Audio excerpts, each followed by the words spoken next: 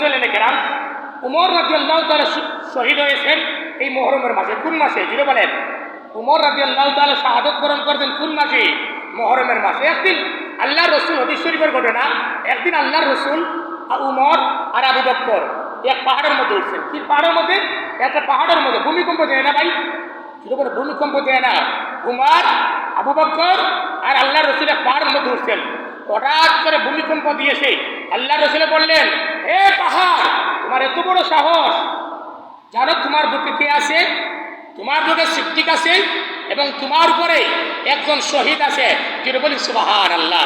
আর কি বলেন, আল্লাহর রাসূল, আবু বকর আর উমর তিনজন তো দুনিয়ার জন্য জীবিত। কথা কিন্তু বুঝতে পেরেছেন? আমরা মনে করেন তিনজন একটা নৌকার মধ্যে উঠি, একজন যদি কয়, এ ভাই শহীদ, তুমি নৌকার মধ্যে কেন? আচ্ছা, আমি কি মারা গেছি? বা আপনি কি মারা গেছেন? বা আপনি কি মারা গেছেন? মারা তো যান নাই। রাসূলুল্লাহ বলেন, এ পাহাড়, তোমার এত বড় সাহস, আবু বকর সিদ্দিক, আমি নবী, আর তোমার বুকের মধ্যে একজন শহীদ আছে। যিনি বলি সুবহানাল্লাহ। রাসূলের কাছে আল্লাহ জানিয়ে দিয়েছে জিবরাইলের মাধ্যমে, আর বেশি দেরি নাই, ও চিরেই অদূরে আপনার সাহাবী ওমর রাদিয়াল্লাহু তাআলা শহীদ হবে। যিনি বলি সুবহানাল্লাহ। একজন নবী আগে কি করেছে? সম্বোধন করে রেখেছে, উমরকে আপনি শহীদ। যিনি বলি সুবহানাল্লাহ। হুসাইন রাদিয়াল্লাহু তাআলা যেই দিন কুফার দিকে রওনা দেন, কোথায়? কুফার দিকে রওনা দেন। এমন সময় উমর রাদিয়াল্লাহু তাআলার ছেলে আব্দুল্লাহ ইবনে উমরে বললেন, এ ভাই হুসাইন, তুমি যাচ্ছ, যাও। এ ভাই শহীদ, তুমি কারবালার দিকে যাচ্ছ, যাও। আচ্ছা বলেন, তখন তো হুসাইন রাদিয়াল্লাহু তাআলা শহীদ হয়েছেন না? তখন তো কি হয়েছেন? শহীদ হয়েছেন? শহীদ হন নাই। হুসাইন রাদিয়াল্লাহু তাআলা বাড়ি থেকে রওনা দিয়েছেন। এমন সময় উমরের ছেলে আব্দুল্লাহ ইবনে উমর বলছেন, এ ভাই হুসাইন, তুমি যাচ্ছ, যাও। ভাই শহীদ, তুমি চলে যাও। যিনি বলি সুবহানাল্লাহ। আরে যিনি বলি সুবহানাল্লাহ। আমার মুসলিম কেরাম, একটা জিনিস আপনারা জেনে রাখবেন, 4 নদীর পানি জান্নাতি পানি। যিনি বলি সুবহানাল্লাহ। কয় নদীর পানি জান্নাতি? যিনি বলেন কয় নদীর পানি জান্নাতি পানি? 4 নদীর পানি। একটা হচ্ছে ফুরাত নদীর পানি। কোন নদীর পানি? যেটা বলেন ফুরাত নদীর পানির সঙ্গে আল্লাহ জান্নাতের পানির কালেকশন রেখেছে। যেটা বলি সুবহানাল্লাহ। 2 নম্বর হচ্ছে গিয়া নীল নদীর পানি। কিসের পানি? নীল নদীর পানির সঙ্গে আল্লাহ জান্নাতের পানির কালেকশন রেখেছে। আর 3 নম্বরে সিরিয়ার মধ্যে মাজগুন নামক একটা নদী আছে। মাজগুন সিরিয়ার মধ্যে, এই মাজগুন নামক নদীর পানি হচ্ছে গিয়া জান্নাতের পানি। যেটা বলি সুবহানাল্লাহ। আর 4 নম্বর হচ্ছে গিয়া সাইখুন নদীর পানি। এটাও সিরিয়ার মধ্যে অবস্থিত, এটা জান্নাতি পানি। যেটা বলি সুবহানাল্লাহ। আমার মুসলমান কেরাম, আল্লাহ রাসূল বলেন, এই পৃথিবীর মধ্যে 4 জন মহিলা শ্রেষ্ঠ মহিলা। কয়জন? যেটা বলেন কয়জন? 4 জন মহিলা। 1 নম্বর খাদিজা, 2 নম্বর ফাতেমা, 3 নম্বরে মরিয়ম, আর 4 নম্বরে আসিয়া। 4 নম্বরে কি? আসিয়া। এই 4 জন মহিলা হচ্ছে গিয়া পৃথিবীর মধ্যে সবচাইতে শ্রেষ্ঠ মহিলা। যেটা বলি সুবহানাল্লাহ। আমার মুসলমান কেরাম, এই আশুরার মধ্যে একটা ফজিলতপূর্ণ হওয়ার কারণ হচ্ছে গিয়া রে ভাই, মুসা আলাইহিস সালাতু ওয়াস সালামকে এই আশুরা দিন ফিরআউনের কবল থেকে আমার আল্লাহ রেহাই দিয়েছিলেন। যেটা বলি সুবহানাল্লাহ। আর 2 নম্বরে আশুরার ফজিলত হওয়ার কারণ হচ্ছে গিয়া নূহ নবীর নৌকাকে এই আশুরার দিন আল্লাহ দুটি পাহাড়ের মধ্যে আল্লাহ লাগিয়েছিলেন, রেহাই দিয়েছিলেন। যেটা বলি সুবহানাল্লাহ। এরপরে ঈসা নবী, বিসমিল্লাহ, পৃথিবীর মধ্যে সর্বপ্রথম বৃষ্টি কোন দিন হয়েছে? যেটা বলবেন আশুরার দিন। কোন দিন? আশুরার দিন। এই পৃথিবীর মধ্যে সর্বপ্রথম বৃষ্টি হয়েছে আশুরার দিন। ঈসা নবীর জন্ম হয়েছে আশুরার দিন। এরপরে ইয়াকুব নবী তার ছেলের জন্য কাঁদতে কাঁদতে অন্ধ হয়ে গিয়েছিলেন, যেই দিন চুকুর আলো ফিরে পেয়েছিলেন। এইগুলো তো কিসের দিন? আশুরার দিন। কিসের দিন? আশুরার দিন। এরপরে আদম আলাইহিস সালামের তওবাকে আল্লাহ কবুল করেছেন কোন দিন? আশুরার দিন। কোন দিন? আশুরার দিন। এরপরে কি ভাই, ইব্রাহিম নবীকে আগুন থেকে আল্লাহ পরিত্রাণ দিয়েছিলেন কোন দিন? আশুরার দিন। এরপরে সুলাইমান নবীর রাজত্বকে আল্লাহ ফিরিয়ে দিয়েছিলেন কোন দিন? আশুরার দিন। এরপরে আদম নবী দুনিয়ার জমিন অবতরণ হয়েছিলেন কোন দিন? আশুরার দিন। এরপরে ইমাম হুসাইন রাদিয়াল্লাহু তাআলা 61 হিজরি 10ই মুহররম শহীদ হয়েছিলেন কোন দিন? আশুরার দিন। এরপরে ইউনুস নবী মাছের পেট থেকে পরিত্রাণ পেয়েছিলেন কোন দিন? জুড়ে বলেন, আশুরার দিন। এখন হচ্ছে গিয়ে কারবালার ইতিহাস। এখন কিসের? 5টা মিনিট দেরি হবে ভাই। যে খলিফা নির্বাচিত, মানে সরকার প্রধান যে নির্বাচিত হয়, বিসমিল্লাহ, সরকার প্রধান খলিফা নির্বাচিত আত্মীয়তার ভিত্তিতে হয় না যোগ্যতার ভিত্তিতে? জুড়ে বলবেন, জুড়ে বলবেন। আপনি খলিফা নির্বাচিত হয় আত্মীয়তার ভিত্তিতে না যোগ্যতার ভিত্তিতে? যোগ্যতার ভিত্তিতে। মুসলমানদের খলিফা নির্বাচনের পদ্ধতি যে 4টা, কয়টা? 4টা। 1 নম্বরে আল্লাহ রসুলের ইশারা ইঙ্গিতের মাধ্যমে পরবর্তী খলিফা কি করতেন? নির্ধারণ করে, আঙ্গুলি ইশারার মাধ্যমে। আমরা বলি না, একজন সম্মানী মুরব্বী যদি আসে, কেউ যদি আপনাকে প্রশ্ন করে, ভাই আপনি জিনিসটার জবাব দেন, আপনি ইশারা দিয়ে দেখান না? ও মুরব্বী আছেন, সভাপতি আছেন, সেক্রেটারি আছেন, দেখান কি দেখান না? রসুলুল্লাহ ইঙ্গিতের মাধ্যমে খলিফা নির্বাচনের হুকুম দিয়েছেন। 2 নম্বরে হচ্ছে গিয়া জীবিত যিনি খলিফা, মানে জীবিত যিনি প্রধানমন্ত্রী, তিনি পরবর্তী প্রধানমন্ত্রী, যোগ্য প্রধানমন্ত্রী নির্বাচনের জন্য নাম ঘোষণা করে যাবেন। 3 নম্বর হচ্ছে গিয়া খলিফা একটা কমিটি গঠন করবে। কি করবে? কমিটি গঠন করবে। উসমান রাদিয়াল্লাহু তাআলা উমর কি করেছিলেন? 6 সদস্য বিশিষ্ট কমিটি গঠন করেছিলেন। এই 6 জনের পরামর্শ ক্রমে উসমান রাদিয়াল্লাহু তাআলাকে খলিফা বানিয়েছিলেন। জুড়ে বলি সুবহানাল্লাহ। আর 4 নম্বর হচ্ছে গিয়া রাষ্ট্রের মধ্যে দক্ষ জ্ঞানী যারা, এরা একজনকে নির্বাচিত করে তার হাতে বায়াত গ্রহণ করবে, আর তাদের দেখা দেখি বাকি জনগণ বায়াত করবে। এটা মুসলমানদের খলিফা নির্ধারণের পদ্ধতি। কয়টা? 4টা। মুসলমানদের, আমি আগে বলেছি, মুসলমানদের মধ্যে সর্বপ্রথম ফিতনা সৃষ্টি করেছে যে মুনাফিক, তার নাম কি জুড়ে বলেন? মুনাফিক। নাম কি? মুনাফিক। মুসলমানদের মধ্যে সর্বপ্রথম ফিতনা সৃষ্টি করেছে যে মুনাফিক, তার নাম হচ্ছে গিয়া আব্দুল্লাহ ইবনে সাবা। তার নাম কি? আব্দুল্লাহ ইবনে সাবা। তার বাড়ি হচ্ছে ইরাকের সানআ এলাকার মধ্যে। আপনি 6টি দেশের নাম মনে রাখবেন ভাই: ইয়ামেন, মদিনা, বসরা, কুফা, শাম, মিশর। এই 6টা দেশের নাম কেন বললাম একটু পরে আমি বলতেছি। নবী মদিনায় গিয়ে, এদিকে খেয়াল রাখবেন, আল্লাহ রসুল মদিনায় গিয়ে ইহুদিদের সঙ্গে একটা চুক্তি করেন। কি করেন? একটা চুক্তি করেন। সাবা ইয়ামন থেকে মদিনায় যায়, মদিনায় গিয়ে মুসলমান হয়। এর আগে মুসলমান ছিল না, মুনাফিক কি ছিল না? মুসলমান ছিল না ভাই। মুসলমানকে যদি ধ্বংস করতে হয়, আর মুসলমান দিয়ে ধ্বংস করাতে হবে। কথাটা ঠিক না ঠিক ভাই? হ্যাঁ, মুসলমানটা যদি ধ্বংস করাতে হয়, আর মুনাফিক মুসলমান দিয়ে মুসলমানদের ধ্বংস করাতে হয়। আল্লাহ রসুল যখন মক্কা থেকে মদিনাত গেলেন, তখন ইয়ামনের সানা এলাকা থেকে আব্দুল্লাহ ইবনে সাবা মদিনায় গিয়ে সব মুসলমান হয়ে যায়। কি হয়ে যায়? মুসলমান হয়ে যায়। কিন্তু উসমানের কাছে দায়িত্ব চায়। কি চায়? এ উসমানের কাছে একটা প্রাদেশিক দায়িত্ব চায়। উসমান রাদিয়াল্লাহু তাআলা তাকে দায়িত্ব দিতে কি জানালেন? অসম্মতি জানালেন।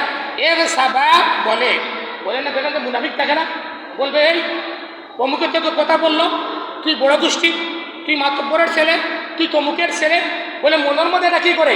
হিংসা ঢুকিয়ে দেয়। আব্দুল্লাহ ইবনে সাবা বলে যে আলী হচ্ছে কি হাশিমি বংশের, আর উসমান হচ্ছে গিয়া উমাইয়া বংশের। কথা বুঝতে পেরেছেন? কথা কি বুঝতে পেরেছেন? কুপরামর্শ দিচ্ছে। কি পরামর্শ? কুপরামর্শ। আব্দুল্লাহ ইবনে সাবা বলে রে হাশিমি বংশের লোকদেরকে বলে আলী হচ্ছে হাশিমি বংশ, আর উসমান হচ্ছে কি উমাইয়া বংশের। তো উমরের পরে যদি খলিফা নির্বাচিত হয়, তাহলে উমাইয়া বংশের চাইতে দামি বংশের নাম হচ্ছে হাশিমি বংশ। কি বংশ? হাশিমি বংশ। হাশিমি বংশ থেকে খলিফা নির্বাচিত হতো আলী, তাহলে উসমান কেন হলো? কথা কি বুঝতে পেরেছেন? উসমান রাদিয়াল্লাহু তাআলার যে হাশিমি বংশের মানুষের মধ্যে একটা সন্দেহ ঢুকাইয়া দিতেছে। আলী রাদিয়াল্লাহু তাআলা খবর পেয়ে আব্দুল্লাহ ইবনে সাবাকে মদিনা থেকে বিতাড়িত করে দিলেন। কথা বুঝতে পেরেছেন? বিতাড়িত করে দেওয়ার পরে প্রথমে এটা যায় বসবাস করে গিয়ে বসরায়, এরপরে বসরা থেকে যায় কুফায়, কুফা থেকে বসবাস মিশরে গিয়ে তার একটা অবস্থান সৃষ্টি করে। কথা কি বুঝতে পেরেছেন? সাবা মিশরে যায়, এরপরে 5 হিজরি 17 বা 18 জিলহজ বসরায় উসমান রাদিয়াল্লাহু তাআলার বাসভবনের ছাদ ভেঙে উসমান রাদিয়াল্লাহু তাআলাকে পিছন দিক থেকে আঘাত করে শহীদ করে। কথা কি বুঝতে পেরেছেন? এটা মুসলমানে করছে না কাফিরে? মুসলমান, মুসলমানেরা কাফিরে। যেটা বলে এটা মুনাফিক মুসলমান না মুমিন মুসলমান? মুনাফিক মুসলমান। যে জিনিসটা ওই যে সিয়ারা মাতুম করে এটা কিভাবে আসলো এই জিনিসটা বোঝাবার জন্য যে আব্দুল্লাহ ইবনে সাবা 35 হিজরির 17 বা হুসাইন শহীদ হয়েছেন কত হিজরিতে 61 হিজরিতে, আর উসমানকে মারছে কত হিজরিতে 35 হিজরির 17 বা 18 জিলহজ। গোরের সাত ব্যঙ্গে ঢুকে পিছন দিক থেকে আঘাত করে উসমানকে শহীদ করেছে। এরপরে ভাই উসমান রাদিয়াল্লাহু তাআলা শহীদ করার পরে এই আব্দুল্লাহ ইবনে সাবা কথা কিন্তু বুঝতে পেরেছেন যে মুনাফিকি করার জন্য হাশমি বংশ থেকে আলী রাদিয়াল্লাহু তাআলাকে খলিফা ঘোষণা করে ফেলেছে। তার চালাকি বুঝতে পেরেছেন। আর আম্মাজান আয়েশা উসমান রাদিয়াল্লাহু তাআলা হত্যার বিচার চেয়েছেন কার কাছে? আলীর কাছে। কার কাছে? যিনি বলেন কার কাছে? আলীর কাছে। আম্মাজান আয়েশা উসমান রাদিয়াল্লাহু তাআলা হত্যার বিচার চেয়েছেন। আর আম্মাজান আয়েশা একটা তাবুত টাঙ্গিয়ে আরো জায়গা থেকে এসে বসছিলেন। এমন সময় আম্মাজান আয়েশার তাবুর মধ্যে কোন আছে দেখেন না ভাই, আপনার ঘরের মধ্যে যদি আরেকজনের ডিল মারে, মনে করেন এই বাড়ির পাশে যে একটা ডিল মারে, পশ্চিম দিক থেকে ডিল আসে, ওরা বলবে যে পশ্চিম বাড়ির লোক এই বাড়ির মধ্যে কী করবে ডিল মারছে। কিন্তু মুনাফিক যদি মসজিদের সাত থেকে মেরে বুঝার কি কথা? বুঝার কথা না। আম্মাজান আয়েশার তাবুর মধ্যে আব্দুল্লাহ ইবনে সাবা রাত্রির অন্ধকারে তাবুর মধ্যে আক্রমণ করেছে। এমন সময় আম্মাজান আয়েশা মনে করেছেন মনে হয় উসমান তার বিচার চাওয়ার কারণে আলী মনে হয় আমার তাবুর মধ্যে আক্রমণ করেছে। কথা কি বুঝতে পেরেছেন? এখন আম্মাজান আয়েশা আর আলীর মধ্যে যুদ্ধ শুরু হয়েছে। কি হয়েছে? মুসলমানের যুদ্ধ না কাফিরের যুদ্ধ? জুড়ে বলেন মুসলমানে। আম্মাজান আয়েশা এবং আলী এই দুই বাহিনীর মধ্যে যুদ্ধ শুরু হয়েছে। এক পর্যায়ে 20,000 মুসলমান এই যুদ্ধের মধ্যে শহীদ হয়েছে। কি হয়েছে? শহীদ হয়েছে। এরপরে আলী এবং আম্মাজান আয়েশার মধ্যে সমঝোতা হয়। কি হয়? সমঝোতা হয়েছে। এরপরে আলী মুয়াবিয়া যুদ্ধ হয়। কি হয়? আলী আর মুয়াবিয়ার যুদ্ধ হয়। আলী আর মুয়াবিয়ার যুদ্ধ হওয়ার পরে 70,000 মুসলমান শহীদ হয়েছে। মুয়াবিয়া কাফির না মুসলমান? যিনি বলেন মুয়াবিয়া কাফির না মুসলমান? মুসলমান। এরপরে আলী মুয়াবিয়ার মধ্যে একটা সন্ধি হয়। এই সন্ধিটারে খারিজিরা কি করে না? মেনে নেয় না। ওই যে খারিজরা মেনে নেয় না, এই খারিজরা হচ্ছে গিয়া বর্তমান শিয়া সম্প্রদায়। কথা কি বুঝতে পেরেছেন? আমার কথা কি বুঝতে পেরেছেন?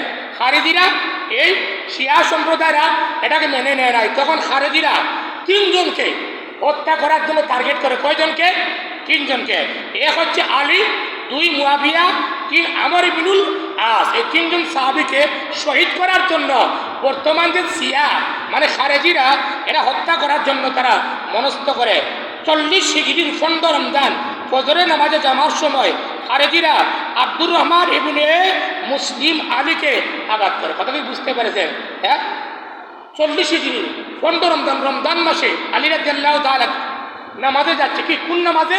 ফজরের নামাজ যাচ্ছি। বলেন আপনি যদি ফজরের নামাজে আসেন আর রাস্তার মধ্যে পিছন দিক থেকে সে যদি আপনাকে আঘাত করে, আপনি কি বলতে পারবেন? বলা তো সম্ভব না। 40 হিজরির 15 রমজান এই খারেজি মানে শিয়ারা আলী রাদিয়াল্লাহু তাআলাকে পিছন দিক থেকে রাতের অন্ধকারে আঘাত করে শহীদ করে। তাহলে আমরা জানলাম আলীকে মারছে কারা? যিনি বলেন শিয়ারা। কারা? যিনি বলেন কারা মারছে? শিয়ারা। এরপরে হাসান রাদিয়াল্লাহু তাআলাকে খেলাফতির দায়িত্ব দেওয়া হয়। কাকে? নবীর নাতি হাসানকে। হাসান রাদিয়াল্লাহু তাআলাকে 5 থেকে 6 মাস খেলাফতির দায়িত্ব দেওয়ার পরে মুয়াবিয়া রাদিয়াল্লাহু তাআলাকে খেলাফতির মজলিসে বসান। এরপরে 60 হিজরি পর্যন্ত খলিফা মুয়াবিয়া খেলাফতির অধীনে থাকেন। 60 হিজরি 60 রজব মুয়াবিয়া রাদিয়াল্লাহু তাআলা দুনিয়ার জমিন থেকে শাহাদাত বরণ করেন। কথা কি বুঝতে পেরেছেন? এরপরে মুয়াবিয়া ইন্তেকালের পরে কুফা থেকে মানুষ চিঠি দিচ্ছে হুসাইন রাদিয়াল্লাহু তাআলাকে যাওয়ার জন্য। এরপরে ভাই হুসাইন যখন লম্বা ঘটনার দিকে যাচ্ছি না, হুসাইন রাদিয়াল্লাহু তাআলা যখন কুফার মধ্যে যাইতেন তখন আব্দুল্লাহ ইবনে উমর বললেন, এ ভাই শহীদ তুমি কুফার দিকে যাচ্ছ, যাও তোমাকে আল্লাহর হাওলা করে যিনি বলেন আল্লাহর হাওলা করে দিলাম। আমার ভাই হুসাইন রাদিয়াল্লাহু তাআলা সংক্ষেপে বলছি, হুসাইন রাদিয়াল্লাহু তাআলাকে 133টা তীর মারা হয়েছে। কয়টা? যিনি বলেন কয়টা? 133টা তীর মারা হয়েছে। এরপরে হুসাইন রাদিয়াল্লাহু তাআলাকে 33টা তলোয়ার দ্বারা আঘাত করা হয়েছে। কতটা তলোয়ার দ্বারা? যিনি বলেন কতটা? 33টা তলোয়ার দ্বারা আঘাত। বলেন ভাই, আপনি যদি দাহা দিয়ে একজন মানুষকে মারে নাকি বাঁচা সম্ভব? বাঁচা কি সম্ভব? 33টা তলোয়ার দিয়ে এই মুনাফিকের বাচ্চারা 33টা তলোয়ার দিয়ে হুসাইন রাদিয়াল্লাহু তাআলা আঘাত করেছে। এরপরে 21টা বর্ষা দিয়া হুসাইন রাদিয়াল্লাহু তাআলাকে আঘাত করেছে। এরপরে 70টা গুড়া, কতটা গুড়া? 70টা গুড়া হুসাইন রাদিয়াল্লাহু তাআলার লাশের উপরে দিয়ে দৌড়াইছে। এরপরে ভাই, এই যে হুসাইন রাদিয়াল্লাহু তাআলা যখন শাহাদাত বরণ করেন তখন ওনার বয়স ছিল 60 বছর, আর চুলের মধ্যে মেহেদি ছিল। কি ছিল? মেহেদি ছিল। এই মুনাফিকেরা হুসাইনের টুটের মধ্যে আঘাত করে, দাড়ির মধ্যে আঘাত করে, আর দাড়ির মধ্যে মেহেদির রং দেখে ঠাট্টা বিদ্যুৎ করে। কি করে? ঠাট্টা বিদ্যুৎ করে। তাহলে ভাই, আমরা জানলাম এই যে মহরমের চাঁদ, এটা আশুরার যে মাস আছে, এই যে 10ই মহরম চলতেছে, এটা রসুল দুনিয়ার জমিন থেকে বিদায় নেওয়ার, রসুল দুনিয়ার জমিন থেকে বিদায় নিয়েছেন 11 হিজরিতে, আর হুসাইন রাদিয়াল্লাহু তাআলা শহীদ হয়েছেন কত হিজরিতে? যিনি বলেন 61 হিজরির 10ই মহরম। আর ওদের হাইট মাধ্যমিকটা আবিষ্কার হয়েছে 352 হিজরিতে ইরাকের বাগদাদে মসজিদউদ্দৌলা আর দাহলামি এটা সর্বপ্রথম আবিষ্কার করেছে।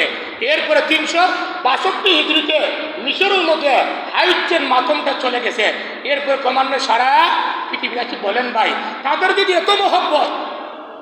এত মহব্বত, হুসাইন শহীদ হইলেন 61 হিজরিতে, আর তারা মাতম শুরু করে 352 হিজরিতে। কথাটা ঠিক না বেঠিক ভাই?